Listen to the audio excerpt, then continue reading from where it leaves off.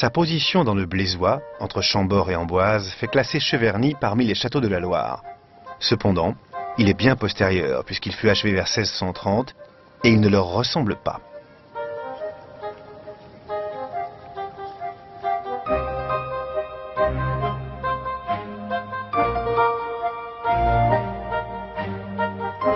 Derrière sa façade de pierre blanche, le château présente un décor unique et préservé, souvenir fidèle de la vie de la noblesse sous le règne de Louis XIII.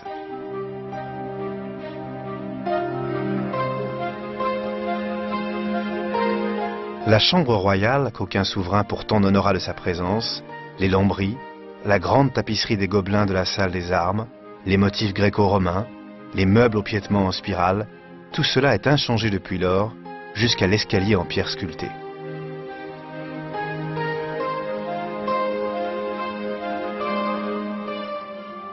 C'est l'époque de la splendeur des grands et de la misère du peuple, de la puissance extérieure et de la fragilité intérieure. Mais c'est aussi l'époque des démonstrations de Descartes et des fulgurances de Pascal. À Paris, Richelieu conseille le roi et de fait gouverne. Le jeune d'Artagnan, ombrageux et timide, fait raille à tout propos. C'est la France de Louis XIII.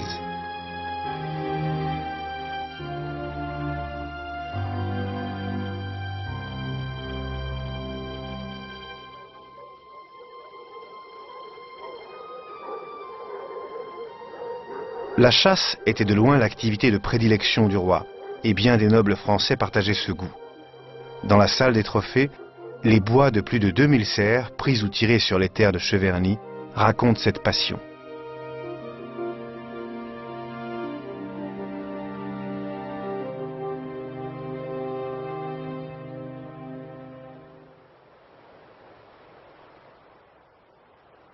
Tous les châteaux des pays de la Loire sont liés à l'histoire de France, artistique et politique. Saumur, dont la silhouette est encore féodale, fut un haut lieu protestant pendant les conflits religieux, et plus tard un bastion des Chouans. À Amboise, Charles VIII mourut accidentellement et les Guises réprimèrent cruellement une conjuration. Mais c'est aussi là que séjourna Léonard de Vinci, dont la lumière demeure.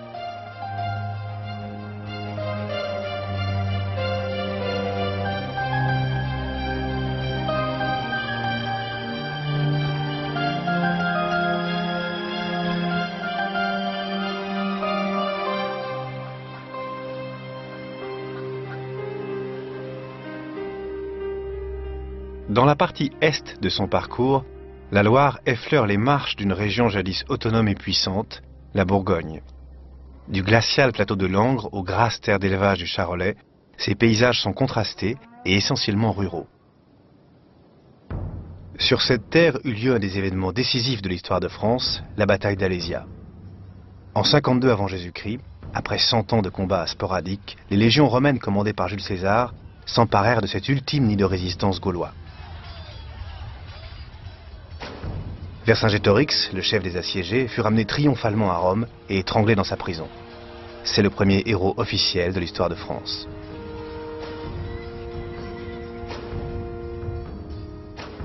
La Pax Romana établie, une civilisation originale allait s'épanouir en Gaule, née de la symbiose entre Celtes et Latins. Dès le IIe siècle, le christianisme apparut en Gaule dans les ports du Midi et par la vallée du Rhône se répandit dans le pays. Son rôle allait être considérable.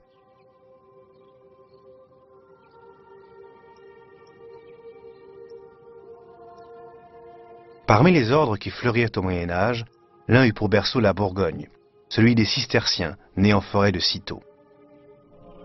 L'abbaye de Fontenay, dans la Côte d'Or, compta 300 moines, scripteurs et agriculteurs. C'est de nos jours le plus bel exemple de l'architecture cistercienne.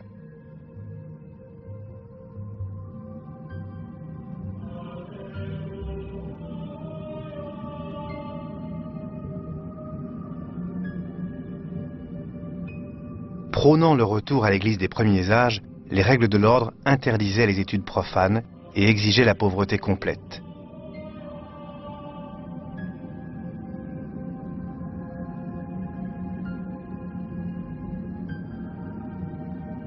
Austérité absolue, nudité de l'église, absence totale de décorum, tout devait concourir à la prière et à la méditation. En se développant vers l'Europe de l'Est et la péninsule ibérique, l'ordre allait contribuer à propager ses principes, mais aussi le style gothique primitif, né dans la France du XIIe siècle.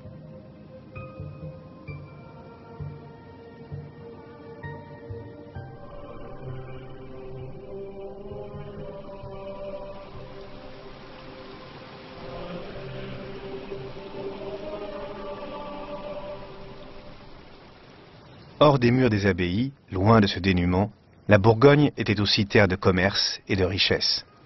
Semur en Auxois, comme d'autres villages bourguignons, profita de cette époque dorée. En fait, les États bourguignons, bien plus vastes que la Bourgogne actuelle, étaient les plus prospères de l'Europe du XVe siècle.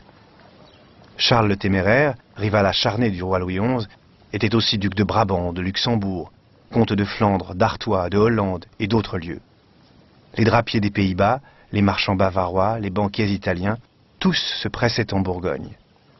Les Bourguignons battaient monnaie, levaient des troupes, édifiaient des remparts et remerciaient le ciel de leur prospérité en bâtissant des églises. En ces temps guerriers, l'escargot fut l'emblème des ducs de Bourgogne.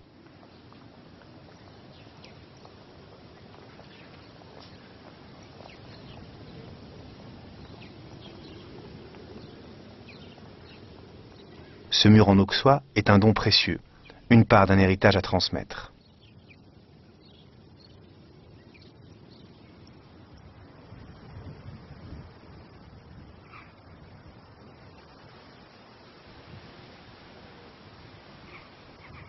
En bordure du massif du Morvan, la petite éminence de Vézelay a gagné le nom de colline éternelle. Elle le doit à son illustre basilique, Sainte-Marie-Madeleine. Depuis le IXe siècle, Vézelay est un haut lieu religieux qui dut sa gloire aux reliques légendaires de Marie-Madeleine. Au Moyen Âge, les pèlerins affluaient de toute l'Europe vers ce petit bourg fortifié.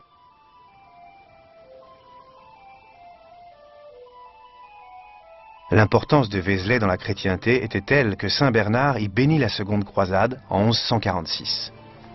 44 ans plus tard, les deux rois rivaux, Philippe Auguste et Richard Cœur de Lion, pour une fois unis, prirent la croix ici même. Rassemblés au pied de l'église, leurs troupes s'ébranlèrent, en route pour l'aventure de la troisième croisade. Au fil du temps, Vézelay sombra dans l'oubli. La Révolution causa de graves destructions. Et ce n'est qu'au milieu du XIXe siècle que Viollet-le-Duc, comme il le fit à Saint-Denis ou à Carcassonne, entreprit son œuvre de restauration. La façade actuelle est le fruit de son interprétation romantique de l'art médiéval.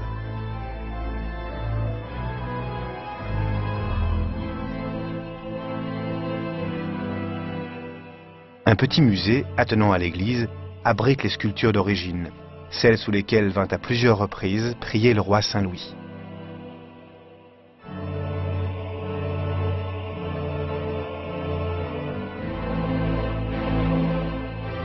Plusieurs éléments de la décoration de la basilique sont cependant d'origine. Le plus remarquable d'entre eux est le tympan. Dans un style très mouvementé, il représente le Christ, confiant aux apôtres leur mission. Vers eux, descendent des raies de lumière venus de ses mains.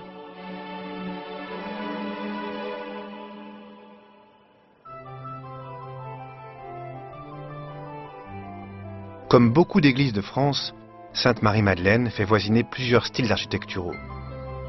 Dans la nef, la manière d'utiliser l'espace par la répétition des travées, les voûtes en pierre, les petites fenêtres, est caractéristique de l'art roman.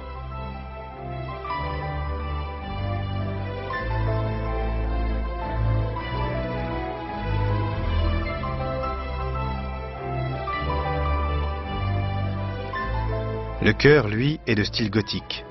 Les voûtes ogivales, croisées, comme jetées du sommet des piliers, et les fenêtres bien plus larges le montrent clairement.